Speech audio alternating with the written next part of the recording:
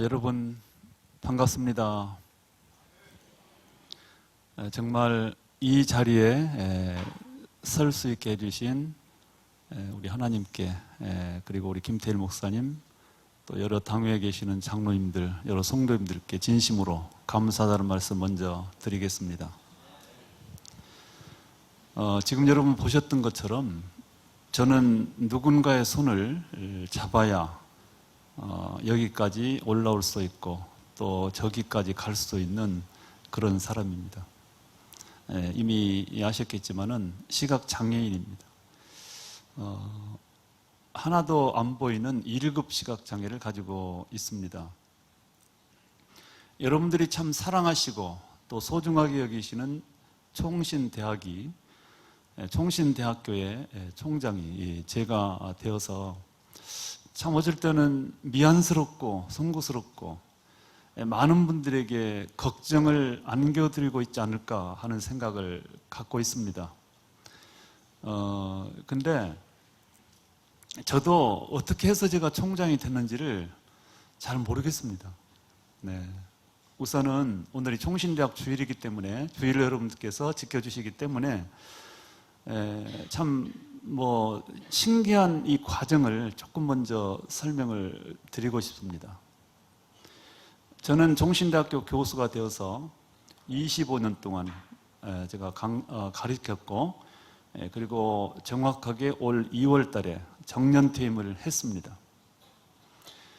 그런데 작년 여름 방학 때 8월 달에 여러분 혹시 들으셨는지 모르겠지만은 저는 미랄선교회라고 하는 장애인 선교단체인데, 이거를 제가 40년 전에 창립을 해서 세계미랄연합이라고 하는 나름대로 크게 활동을 하는 그런 선교단체를 제가 이끌고 있기 때문에 이 방학이 되면 주로 해외를 다니면서, 지금 현재 한 20여 개국에 미랄이 퍼져 있고 현장이 참 많기 때문에 방문도 하고 교육도 하고 또 이런저런 협력을 하는 사역을 하게 되는데, 작년 여름에 미국, 유럽 이런 데를 다니면서 사역을 마치고 한 8월 20일이 넘어서 이렇게 귀국을 했는데, 말쯤 됐을 때에 한 교수님한테 전화가 왔어요. 그 내용이 뭐냐면, 당시까지 우리 학교에 여러분 아시겠지만은 상당히 어려움이 있었고, 그래서 이제 정상적인 교수 회의가 가동이 되지 않으니까 비상교수 회의라고 하는 그런 비공식적인 교수 협의체가 있어서 여러 가지 일들을 이렇게 준비도 하고 함께 기도하고 추진해가는 그런 모임이 있는데, 그 모임의 총무를 맡고 있는 교수님이 저에게 전화를 해서 하는 말씀이, 이 8월 말이 되면 비상교수의 의장을 맡고 있는 그 교수님이 은퇴를 하니까, 이제 그 은퇴한 그 교수님도 똑같이 저랑 53년생인데 그분은 생일이 봄이고 저는 가을이어서 제가 한 학기 늦게 하는 그런 겁니다. 그러니까 최고 고참이죠, 저도. 그러니까 이 목사님 교수께서 전화를 하셔가지고 그 교수님이 은퇴를 하시기 때문에 누군가 의장을 맡아야 되는데, 그 임원회에서 결정하기를 가장 고참이 이재수 교수님과 한번 물어보라고. 그래서 만약에 한다 그러면 의장을 좀 하도록 하고, 못한다 그러면은 다른 사람을 정하자, 이렇게 이제 결정을 했던 것 같아요. 그래서 저한테 전화한 겁니다. 교수님께서 누구 교수님의 뒤를 이어서 비상교수의 의장을 하겠습니까? 그래서 제가 그때 어떤 생각이 드냐면, 제가 이 25년 동안 총신대 교수를 하면서, 물론 제가 가르치는 교수였지만 참 학교에 대한 은혜를 많이 입지 않았겠습니까? 그리고 나름대로 고마운 생각을 가지고 있었기 때문에 그런 정도, 제가 그것도 그렇게 큰 어려운 봉사가 아니라는 생각 때문에 하겠습니다. 그런 정도야 제가 못하겠습니까? 제가 한 6개월 남긴 했지만 열심을 다해서 기도하면서 협조하겠습니다. 이제 그렇게 대답을 했는데, 지금 생각해 보면 그 제안과 저의 대답이 제가 총장이 되는 가장 아주 첫 번째 출발점이 됐다는 것을 제가 생각하게 됩니다.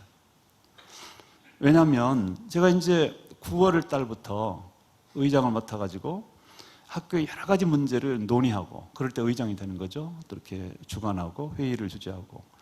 정말 대부분 모르실 거예요. 얼마나 저희들이 거의 매일처럼 모입니다.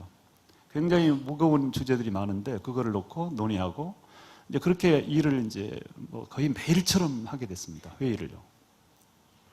그랬는데 9월 한 중순쯤 됐을 때에 갑자기 어떤 분이 저를 만나자 그러더니, 교수 중에요. 교수 만나더니 아무리 생각해봐도, 아무리 봐도 자기 생각으로는 차기 총장으로 이 교수님이 나가야 될 것 같습니다. 그러는 거예요. 제가 처음에는 참 우스웠어요. 그리고 남이 들을까 부끄러웠어요. 그래서 제가 하는 말이, 교수님 지금 저를 데리고 농담하시는 거죠. 저를 데리고 장난하면 안 돼요. 그렇게 하면서 제가 어떻게 총장을 그런 말 합니까? 남이 듣기 무서우니까 절대로 그런 말씀 하시라고. 정말 그랬습니다. 그 순간까지만 해도요, 제가 총장이란 말을, 이 단어를 생각하는 것도 다 불경스럽게 생각이 들었고, 나는 도무지 그럴 자격이 없다는 생각으로 있었습니다. 그리고 끝났는데, 그리고 나서 또 한 2주쯤 지나서, 한 일주일쯤 지나서 또 다른 교수 한 분이 와가지고 또 그런 얘기를 하는 겁니다. 저한테. 그래, 참 이상하다. 그때도 그랬어요. 교수님 그 장난이죠. 그렇지만 그 말을 남이 들을 때 하지 마세요. 제가 그렇게 얘기를 하고, 당연히 아예 뭐 작은 마음도 없었어요. 할 수 있다고 생각 안 했어요. 근데 그러고 났는데 또 좀 얼마큼 지나서 이제는 학생 대표 중에 한 사람이 찾아오는 거예요. 그래가지고 하는 말씀이 똑같은 얘기를 하는 거예요. 그때는 좀 이상하기도 하고요. 아이 참, 왜들 이럴까? 정말 나의 뭐를 보고 이 안 못 보는 나를 찾아와서 총장이 되라는 말을 할까? 물론 고마웠어요. 그렇지만은 참 신기하게 느껴지기도 하고. 그런데 그 뒤에 또 한 분의 교수가, 지금 네 사람을 제가 소개했는데요, 아무도 서로 합의하지 않았어요. 그냥 개인적으로 찾아와서 하는 얘기예요. 이제 그렇게 됐을 때에 제가 좀 고민되기 시작했습니다. 정말 이들이 왜 나를 찾아와서 나한테 그걸 제안할까? 다들 그 우리 회의에 모여서 하는 사람들 다 교수들 다 있거든요. 내노라는 교수들 다 있죠. 근데 하필 나일까? 물론 그분들의 주관적인 시각이 있지만은 왜 그 사람들은 나한테 그 말 할까 생각이 들면서, 그리고 생각을 해봤습니다. 그때 이제. 그럼 정말 나는 총장을 못하는가? 한번 생각을 해봤더니 왜 나는 무조건 못한다는 생각을 스스로 했을까라는 생각을 하면서, 혹시 하나님께서 나에게 기회를 주신다면 나도 못할 건 없겠다는 생각을 이제 교만이 들어가기 시작한 거죠. 그래가지고는 그럼 한번 기도해보겠다는 생각을 가지고 나름대로 한 달 정도를 고심하면서 기도를 해봤어요. 그랬더니 몇 가지 생각으로 정리가 됐습니다. 하나님께서 기적적으로 기회를 주신다면 한번 해보겠다. 그리고 아마 될 가능성은 없으니까, 그래도 세계적으로 이 시각장애인이 총장을 한 예도 없지만 그런 총장 경합에 나간 적도 없기 때문에 어쩌면 떨어져도 당연히 떨어지겠지만은 그래도 이렇게 참가하는 거, 그것도 의미가 없는 건 아니다라는 생각을 하게 됐습니다. 그래서 이제 작년 11월 말, 12월 초쯤 됐을 때에 이제 주변에 가까운 분들에게 얘기를 했어요. 그때 임박한 상태거든요. 이제 나갈 분들은 이렇게 지원서를 내야 되고요. 그래서 제가 한번 참가해 보겠다 얘기를 하고 아주 가까운 분들에게 기도 부탁을 드렸습니다. 그리고 이제 12월 달에 지원서를 내고 그랬는데, 아시는 분 모두 11명이 지원을 했습니다. 근데 그 중에서 서류 심사로 7명으로 추렸는데, 7명을 추릴 때 전원이 저에게 표를 줘가지고 1등으로 7명 속에 들게 됐습니다. 그때만 해도 그 1등의 의미가 없었어요, 별로요. 다른 사람들도 생각했고요. 그럼 7명 중에 1명이기도 했고, 그럼 뭐 서류를 보고 한 거니까. 이제 그리고 나서 두 번째 2차는 그 7명을 가지고 이제 프리젠테이션 하고, 그 다음에 심층 면접을 하고요. 개별적으로 다 추천위원회에서. 그리고 이제 3명으로 압축을 하는데 또 1등이 되는 겁니다, 제가요. 그래서 그때는 참 이상하게 생각이 들고, 정말 이러다 되는 것인가? 그 다음에 그 3명을 넣고 다시 2명으로 압축을 할 때 역시 1등으로 최종 후보가 되게 됐습니다. 이제 그때부터는요, 야, 정말 되겠다. 50%의 가능성이 생겼잖아요. 그래서 이제 더 적극적으로 기도 부탁도 하고 한번 해보자. 하나님이 기회를 주시는 이렇게 이제 마음이 되기 시작했었어요. 이제 그로부터 한 달 반쯤 지나서 그 2명을 놓고 최종적으로는 재단일사에서 이제 투표를 했는데 하여튼 그 만장일치로 전원이 저에게만 표를 줘가지고 제가 됐어요. 그게 4월 13일입니다. 근데 이제 되기까지는 되는 과정에는 뭐랄까 기왕 나왔으니까 한번 해봤으면 좋겠다, 되면 좋겠다 하고 간절한 기도도 했고요. 또 많은 분들이 기도도 해주셨는데 근데 문제는 막상 되고 나니까 돼서 기쁘고 감사한 마음은 길지 않았고요. 그 다음부터는 순간적으로 이제는 걱정과 근심이 쌓이기 시작했습니다. 이 총신대학을 과연 내가 끌어갈 수 있을까? 이제 될 때까지는 그 생각이 전혀 안 들어요. 그거는 둘째 문제이기 때문에. 그런데 되고 나니까 이 총신이 그냥 평범한 대학이었다면, 다시 말해서 그냥 훌륭한 총장님들께서 평범하게 이끌어왔고 그리고 그 연장선상에서 바로 이어받는다면 뭐가 문제가 되겠습니까? 어떻게 보면 그냥 하면 되는 겁니다. 그런데 아시는 대로 엄청난 소용돌이 속에 빠져 있었고 이런저런 문제들이 적지 않았고요. 그런 문제와 어려움으로 가득 차 있는 총신대학, 어떻게 보면 표현이 좀 송구스럽습니다만 부도가 나기 직전이라고 할까요? 거의 부도가 났다고 할까요? 그런 학교를 내가 맡아서 과연 내 능력으로 가능할까라는 두려움과 이제 걱정이 막 밤잠 못 자게 했습니다. 그것이 그렇게 해가지고는 어쨌든 간에 총장이 돼서 지금 한 5개월 정도가 됐습니다. 취임으로 보면은.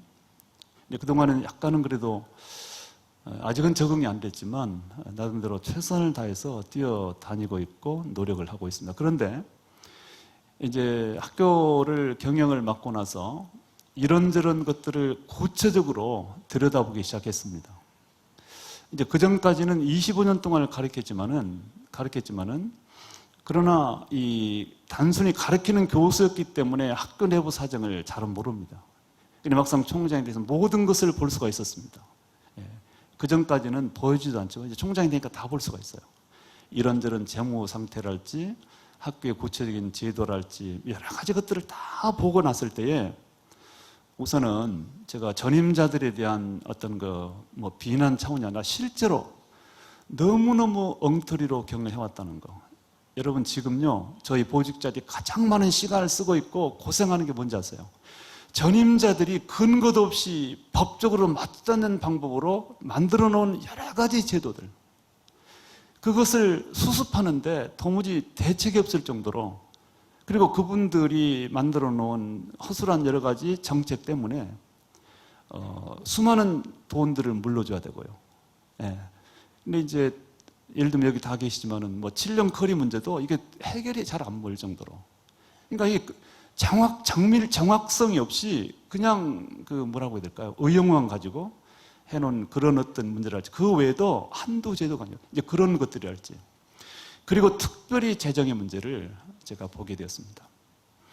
재정의 문제가 제가 총회에서도 말했지만은 1년에 수십억의 돈이 확보되지 않으면 정말 큰일 날 정도의 위기에 빠져 있는 것을 제가 알게 됐습니다. 어떤 분들은 저한테 그래요. 총신대학이 땅에 밑바닥에 떨어질 때까지 떨어져서 이제 올라올 일만 남았기 때문에 오히려 당신은 좋겠다고, 가만히 있어도 올라간다고. 그건 모르신 얘기예요. 저는 지금보다 훨씬 더 심각한 상황으로도 떨어질 수가 있어요. 총신대학이요. 지금 대학 환경 자체도 좋지가 않습니다. 아시는 대로 인구 절벽, 이 학생들이 지원율이 매년 떨어져 가고 있고요. 그거는 뭐 학교의 여러 가지 내용과 무관하게 인구 감소로 인한 현상이지만, 그러나 그런 중에서 이제 그 경쟁 사회에서 살아남고 훌륭한 좋은 실력 있는 학생을 뽑기 위해서는 뭐라고 그럴까요? 아주 굉장한 노력과 이렇게 내실을 기해서 대내외적으로 이렇게 활동을 해야 됨에도 불구하고 그렇지 못하는 현실 앞에서 굉장히 큰 어려움을 느끼면서 제가 그래서요, 이제 총장 되고 좋지 않은 것이 몇 가지가 있는데 이제 다 말씀드릴 수는 없고, 우선은 이 방만 부서들 76개 부서가 있었어요. 76개 부서가 있는데 실제로 1년이 지나도요 아무런 활동보고서 한 장을 쓰지 않는 유명무실한, 그러면서 보직비는 나가는 참 희한한 부서들이 많이 있었어요. 24개를 줄였습니다. 24개 운영비하고 무관하게 보직비 나가는 것만 24개를 줄이니까요 1억 3천이 절감이 됐어요. 그러니까 쓸데없이 나가는 거 돈이요. 예를 들면 그런 거랄지. 그 외에도 하여튼 학교가 안고 있는 여러 가지 문제를 이제 정상적으로 만들기 위해서 지금 몸부림을 치고 있는데, 이제 그리고 제가 이렇게 결심했습니다. 나는 이제 대개 총장들은 외국도 보면은 총장의 주요 역할은 모금입니다. 모금.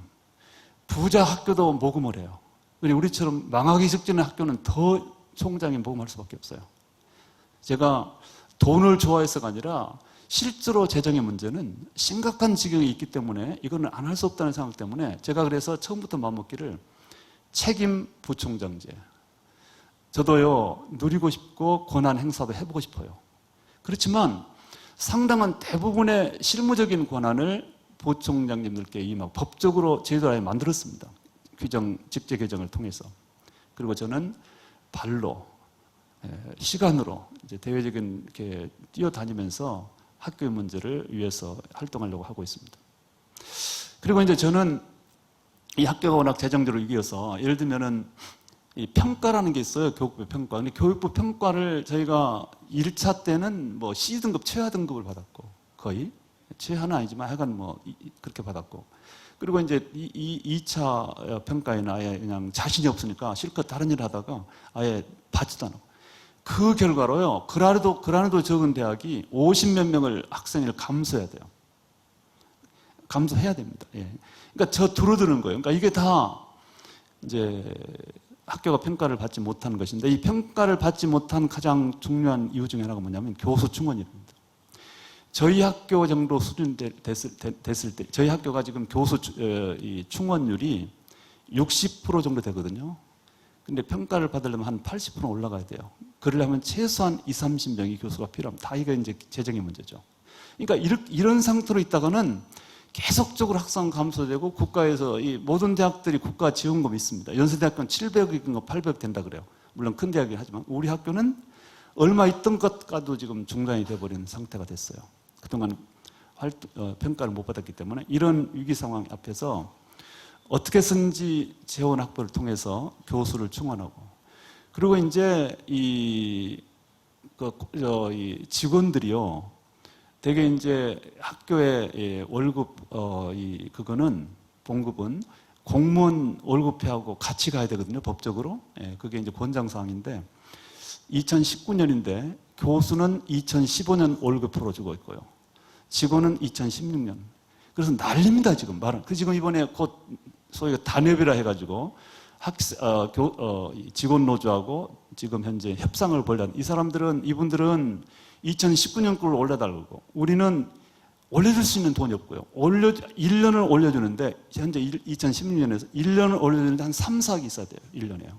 그러니까 2016년, 2017년에 올려주는 한 3, 4억 정도가 있어야 월급을 1년 걸 올려줄 수가 있어요. 그러니까 그런데 돈은 없고요. 그러니까 이런 상태여다 보니까 거의 몸부림 수준에 가까워요, 저는요. 그리고 학교 구성원들이 진짜 하나님이 세우신 학교가 이렇게까지 추락됐는가. 그리고 이제 그동안 학교가 어려움을 당하다 보니까 교단에서 조금 외면했어요, 사실은요. 그러니까 교단 지원금이 거의 없었다고 보시면 되고요. 학생 등록금만 가지고 하니까 안 되잖아요. 이런 상태여서 제가 발을 벗고 나섰고요. 이제 그래서 사실은 고민하다가 몇 달 전에 제가 김태일 목사님 한번 찾아왔었어요. 예, 평소에 존경하던 분이 왔는데 여러 가지 학교를 위한 논의 또 이렇게 말씀을 나누는 중에 있었는데, 제가 아주 놀라운 아이디어 하나를 주셨어요. 아이디어라보다 어떤 방법 하나를. 그게 뭐냐면, 이렇게 종신대학교가 재정난을 벗어나기 위해서는 우리 총회적인 협력이 필요한데, 총회적인 협력이라고 하는 것은 이제 전국 성도들이 혹은 교회들이 총회로 돈을 보내서 헌금을 보내서 총회가 학교로 주는 헌금, 그거는 잘 안 주니까요. 총회 사정 때문에 안 주니까 차라리 그것보다는 개교회들이 총신주의를 1년에 한 번 정도 지켜서 거기서 만들어지는 헌금을 학교로 바로 보내면 상당히 힘이 될 거라. 저는 그 생각을 전에 들어본 적도 없고 해본 적이 없었는데 김 목사님 그 말씀 해주신 거예요. 그래가지고 정말 너무너무 좋은 생각이라고 방법이 들어서, 그래서 제가 이제 총회를 한 2, 3개월 앞둔 상태였기 때문에 지난 9월 총회에서 그거를 좀 통과시키려고 상당한 노력을 기울였습니다. 그러니까 김 목사님 주신 말씀대로, 그래서 결국은 지난 9월에 총신대 주일이 하나님 은혜로 통과가 됐어요. 전적으로 김 목사님의 덕입니다. 알고 보니까 옛날에도 그걸 정해놨지만 64인가 그런데 다 잊어버리고 아무도 지키지 않았기 때문에 다시 그거를 환기시키면서 내년부터는 모든 우리 대한예수교회 장로회 합동적 교회들이 1년에 한 번씩 총신주를 지켜서 학교를 해서 헌금하자. 그것이 바로 우리 김 목사님 덕분이기 때문에 얼마나 감사한지 모르는데, 근데 이제 오늘 또 내년에 해도 되는데, 내년부터. 오늘 1년에 벌써 올해부터 오늘 총신대주의를 지킨다고 하는 참 놀라운 결정해 주시고 제가 오게 됐는데 얼마나 제가 감사하고 감격스러운지 몰라요. 그래서 이 많고 적음을 떠나서 누라는 위기에 처해 있는 총신대학을 물질로 기도로 후원해 주시는 여러분들께 정말 얼마나 감사한 마음을 제가 어떻게 드려야 될지 모르겠고요. 하여튼 아시겠지만은 우리 대한예수교회 장로회가 덩치는 큽니다.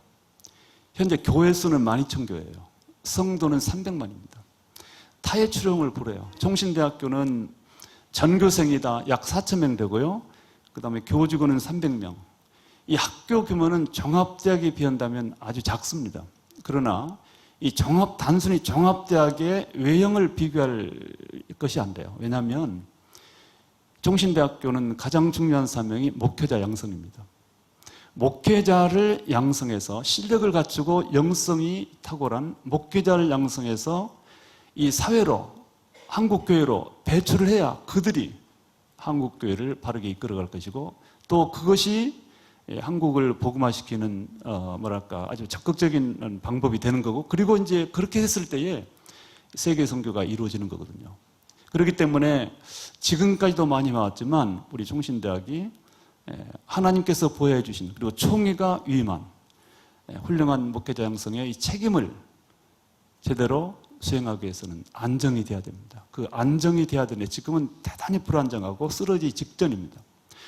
지금 여러분들이 총신을 위해서 얼마든 간에 후원해 주신 거는 있는 집에 하나 더 보태준 게 아니라 쓰러질지도 모르는, 어쩌면 죽을지도 모르는. 그래서 저희는 이렇게 슬로건을 만듭니다. 총신을 살려주세요. 여러분들이 총신을 위해서 협력하는 거는, 그거는 보태주는 것이 아니라 살리는 거예요. 그만큼 절박한 상황이라고 하는 것을 제가 그냥 응사를 아니라 시간만 많으면 더 말씀드리겠는데 다 말씀드리지 않고도 여러분들이 아마 느끼실 거라고 생각합니다. 저보고 오늘 마음껏 말씀을 하래요. 그래서 지금 헌금 얘기를 해서 죄송한데 어차피 지금 여러분 봉투까지 갖고 계시잖아요.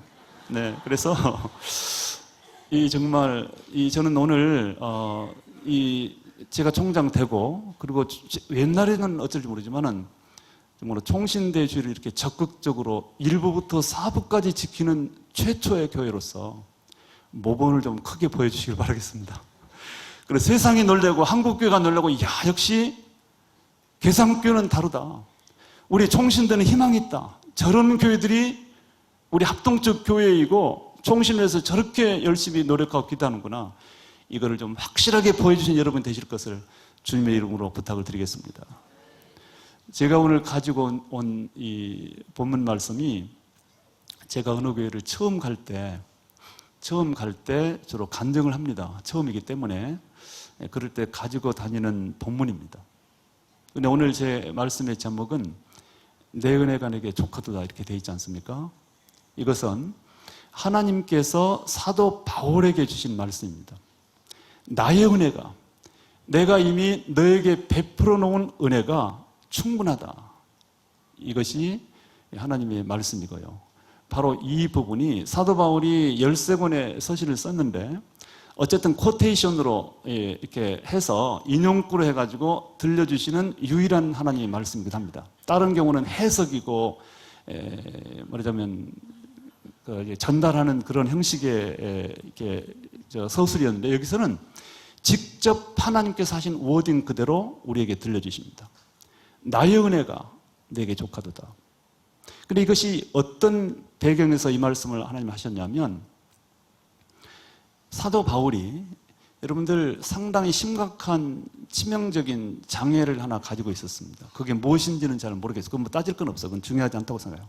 어쨌든 상당히 심각했다는 것은 뭘로 알 수 있냐면 사도 바울식이나 되는 분이 이분은 이때쯤 됐을 때는 생각하면 그대로 하나님 뜻에 합당할 뿐 아니라 그 생각한 것을 종이에 옮기면 성경이 되는 그럴 정도의 경지에 올라 있는 분이었습니다. 그런데 그런 분이 얼마나 자기 아픔이 컸으면 한 번도 아니고 두 번도 아니고 세 번씩이나 간구했다. 간구. 하나님 이것 좀 없애주세요. 본인이 말하기를 사탄의 사자 육체의 가시 이것 좀 없애주세요. 이것 때문에 너무 불편합니다. 제가 지금 이방 선교도 해야 되고 교회도 세워야 되고 편도 막 더 많이 써야 되는데 이것 때문에 너무 불편합니다. 이것 좀 없애주세요. 라고 3번씩이나 간구를 했어요. 여러분들 이 3번 반복이 숫자는 작은데 우리 정도 수준으로 보면은 아마 3년 기도하고 같을 수 있어요.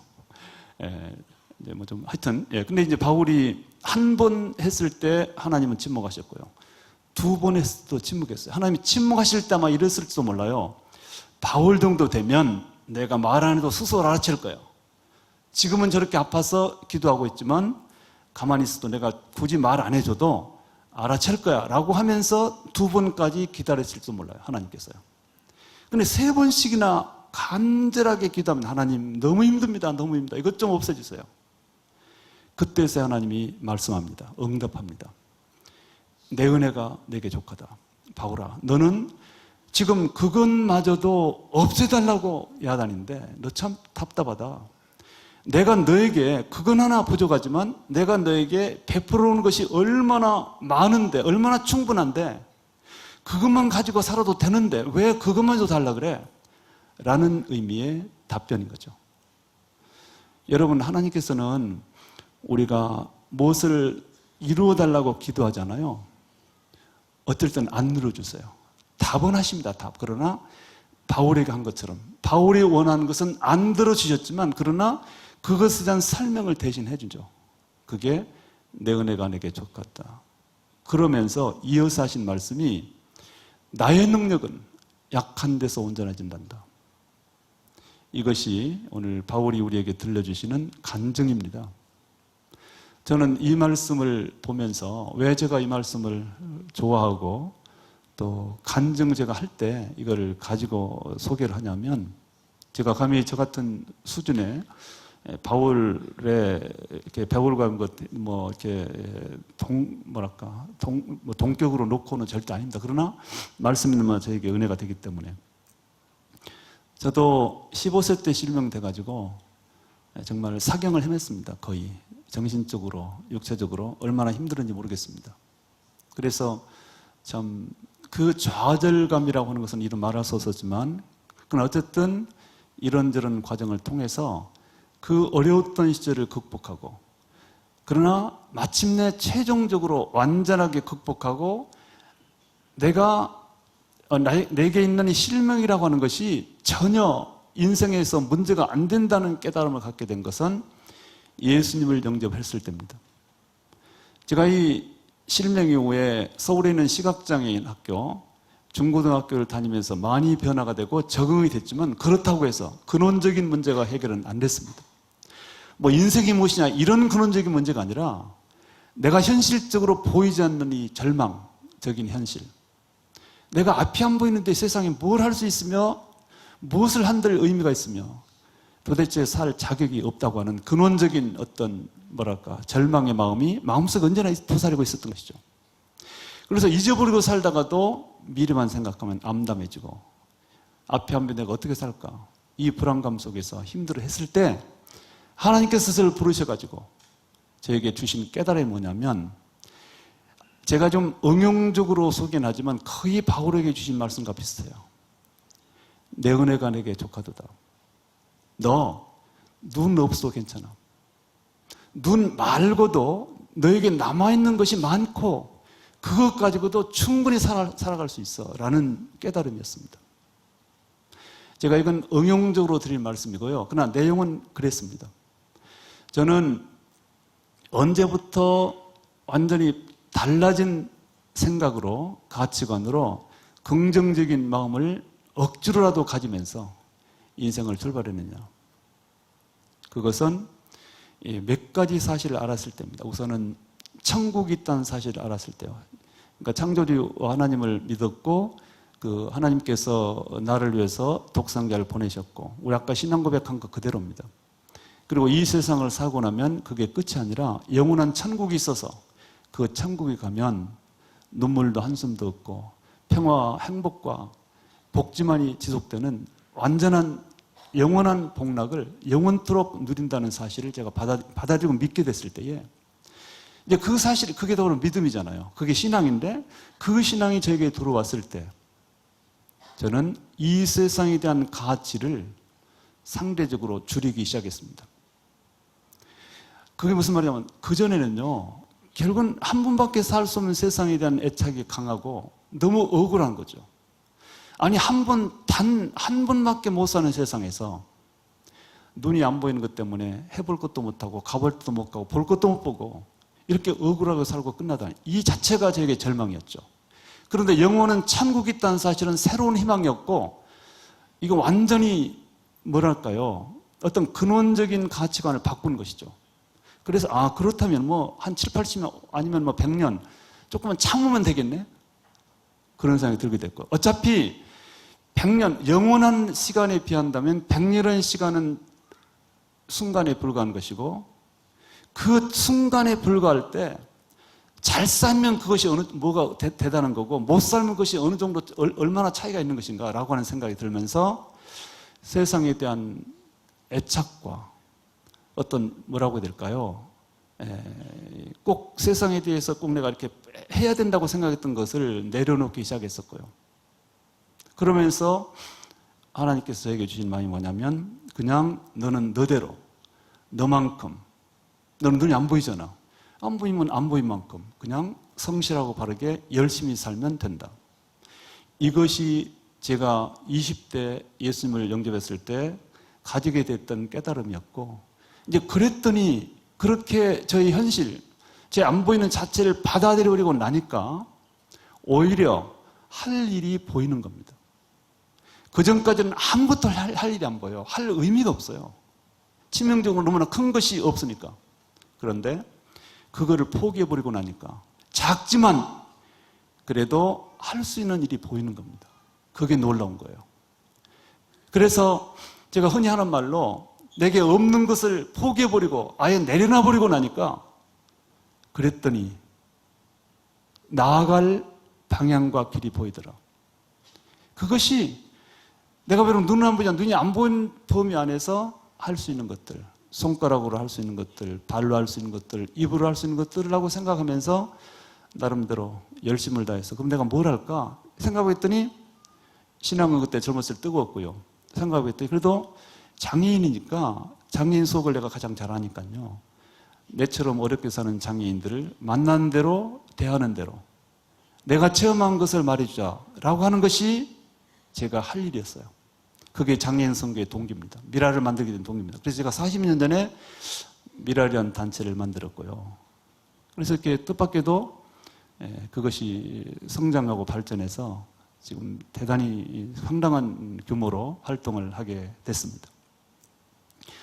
제가 여러분에게 마지막으로 요약적으로 제 메시지를 말씀드린다면, 우선 우리는 우리만큼 살면 됩니다. 우리만큼. 다른 사람만큼 살 필요가 없어요. 그건 안 됩니다. 왜냐하면 나의 자원은 그 정도가 안 되기 때문에. 그러나 나만큼 사는 건 문제가 없죠. 내가 IQ 70, 70만큼 사는 건 문제가 없어요. 그런데 IQ 70 가지고 150만큼 살기 힘들어요. 그러니까 그걸 포기해버리면 간단해요. 딱 그겁니다. 재정적인 여건이랄지 가정적인 환경이 딱 그것만 내 건데 그것 가지고 저 강남이 엄청난 그런 위치에 있는 사람만큼 살 수가 없어요. 그거는 산다는 생각 자체가 그 기도로 된 것도 아니고요. 기도한다고 그만큼 안 되는 거예요. IQ 70인데 기도한다고 150이 됩니까? 안 되는 거예요. 안 되는 건 안 되는 겁니다. 바로 그런 것에 대한 응답이 내 은혜가 내게 족하다. 말하자면 사도 바울도 IQ가 70밖에 안 되니까 적어도 선교사로서 이방인 선교를 하려면은 150은 되어야 된다고 3번씩이나 간거나 마찬가지예요. 그랬더니 너 그거 없어. 너 그것만 가지고 충분해. 그런 대답이죠. 오늘 아침 우리 모두는 바울에게 주신 동일한 은혜, 내 은혜가 내게 족하도다. 요 하나님의 선포에 겸손한 마음으로 아멘 할 수 있기를 바라겠습니다. 그렇게 되면 상당한 부분에 대한 애착도 없어지고요. 오히려 새로운 소생의 길, 새로운 뭐라고 될까요? 생산적 시간과 생산적인 일들이 이어지더라고요. 저 같은 경우도 안 보이는 눈을 포기하니까, 그리고 눈 없이 살 수 있는 범위를 가지고 최선을 다했더니 묘한 거는 그때부터는 하나님께서 기적이라는 것을 동원하세요. 말로 안 되고 이 투자한 것하고 비교가 안 되는 그런 것들 자꾸 얹어주세요. 예쁘게 보셔가지고. 어떤 사람을 예쁘게 보시냐? 가진 것 그대로 가지고 열심을 다하는 사람들. 그러면 우리 하나님 보시기 가장 예쁘신가 봐요. 그래서 마치 상을 주듯이 놀라운 것들을 하나씩 얹어주는데 그게 더 클 때 바로 제가 그거예요. 저같이 가난했고 앞에 안 보이는 그야말로 아무것도 할 수 없다고 생각했던 제가 제 스스로를 긍정하고 최선을 다했더니 아니 지금 도대체 제 위치가 이거 어떻게 된 겁니까? 이거 기적입니다. 저의 예쁘게 살려고 노력했던 것에 대한 보상으로 교수도 되게 하시고 끝내는 총장도 되게 하셨어요. 여러분들 제가 이제 총장이 돼서 정말 여러분들이 사랑하는 총신데 잘 해보겠습니다. 저는 업적을 남기기 위해서 일하지 않겠습니다. 바르게 하고 우리의 정신과 정체성을 확고히 하는 쪽에 더 열과성을 다 기울이라고 생각합니다. 외형적인 어떤 큰 성장보다는 내실을 기하고 그리고 우리가 정말 하나님 앞에 바른 학교로 남도록 제가 그래서 가장 주력하려면 바르게 하려는 겁니다. 공정, 투명, 소통을 통해서 학교를 정상윤리하고 제가 그리고 또 한 가지 말씀드리고 싶은 거는 저는 누군가의 손을 붙들지 않으면 못 가잖아요. 그만큼 연약하기 때문에 여러분들이 총신대에 들어올 공간이 큽니다. 함께 일해야 돼요. 함께. 마음으로 기도로. 그래서 김 목사님도 마찬가지지만 모든 분들이 총신대 경영을 안 못 보는 저에게 맡기시면 안 돼요. 함께 참여해 주시고 밀어주시고 도와주시고 힘이 돼주셔야 되고 어쩌면 이 어려운 시기에 저를 총장으로 세우신 하나님의 의도가 그게 아닐까. 하나님의 뜻이 그게 아닐까. 그동안은 너무나 똑똑하고 훌륭한 엄청난 학자들을 총장으로 세웠는데 물론 그래가지고도 잘 되어왔지만 이 시점에 한번 가장 연약한 사람과 한번 일해봐라. 그리고 너희들이 한번 도울 수 있는 기회를 가져봐라. 아마 그런 의미가 아닐까. 이건 마저린수 제 생각입니다. 그러나 그런 의미가 있다고도 저는 생각을 해봅니다. 여러분 총신대 주일로 지켜주시는 여러분께 진심으로 감사의 말씀을 드리고 제가 약속드릴 수 있는 것은 절대 총신 안에서 딴짓 안 하겠습니다. 거짓말 안 하겠습니다. 가짜 안 하겠습니다. 진실하고 바르게 하겠습니다. 그것만 성공한다면 제 총장직은 성공된 것으로 저는 스스로 생각하고 있습니다. 많은 기도와 성원을 부탁을 드리겠습니다. 감사합니다. 제가 기도하겠습니다. 살아계신 아버지 하나님 은혜를 감사합니다. 하나님께서 118년 전에 정말 이 땅에 총신대학을 세워주시고 지금까지 수많은 장신의 종들을 사역자로 키워주시고 배출하셔서 국내뿐 아니라 세계 도처에서 그리스도의 복음과 사랑을 펼치는 위대한 사역자들로 다 삼아주시고 인도해 주신 것을 감사합니다. 그동안 하나님께서 총신대학을 크게 사용하셨는데 최근에 몇 년 동안 시험에 들어서 어려움을 겪었고 그 어려움 끝에 부족한 자를 총장으로 세우셨는데 저에게 힘을 주시고 지혜를 주시고 함께 동행할 수 있는 수많은 분들을 붙여주시고 보내주시기를 간절히 빌고 원합니다. 기상교회 성도들과 함께 종신대를 경영할 수 있게 하여 주옵소서. 기도로, 마음으로, 성원으로 함께 종신대를 위해서 하나님의 학교를 키워가고 안정된 궤도로 올릴 수 있도록 역사해 주옵소서. 예수 그리스도 이름으로 기도하옵나이다. 아멘.